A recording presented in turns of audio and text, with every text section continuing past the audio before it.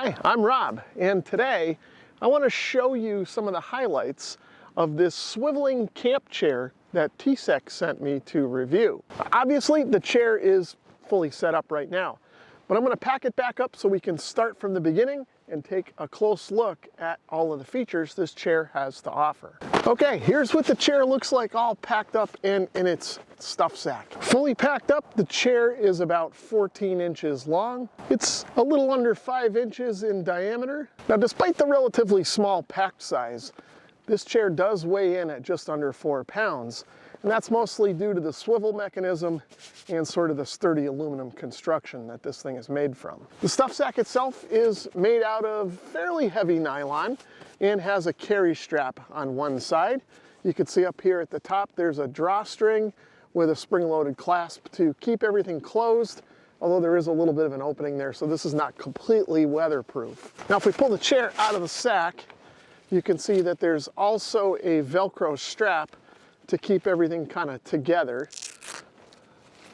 So now if I undo that strap, you can see that this starts to kind of unfold almost like an umbrella.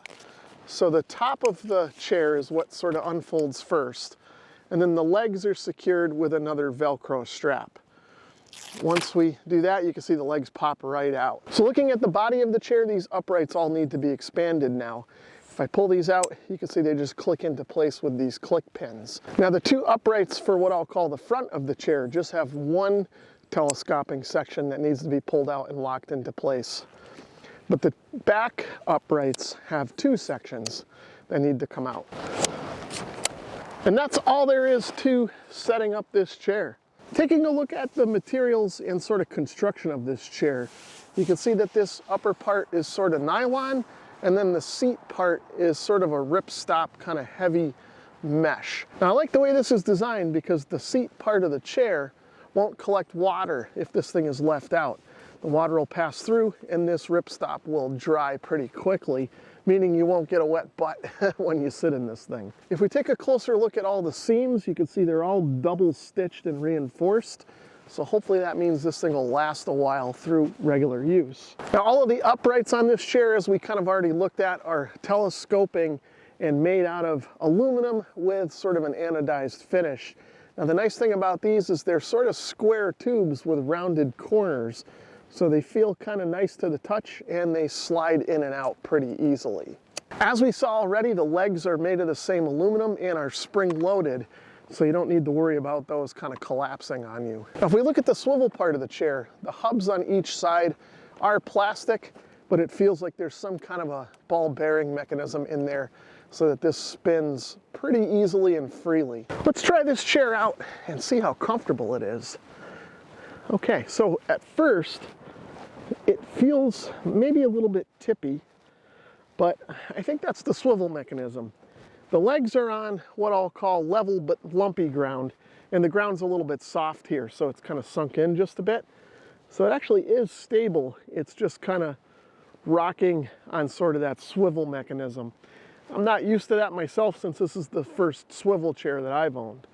But once I kind of sort of get used to it here over the 30 seconds or so, it actually feels pretty good. In fact, if I swivel around, it actually feels pretty stable. Now, I wouldn't trust it on sort of sloped ground like I have over there.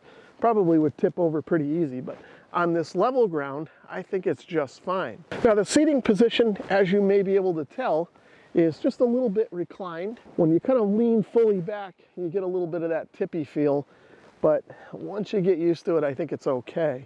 And again, you can kind of swivel around and it feels pretty stable and smooth. Now, obviously, this is marketed as a camping chair, so I think it would do well at your campsite. Now, it does pack down fairly small, but it's on the heavy side, so I wouldn't necessarily take it on a backpacking trip, but for car camping or maybe even moto camping, I think this chair would be a good one to have. Now, I like working on my own cars, so I think this chair may actually come in handy in the garage too, especially if I'm doing something like a brake job.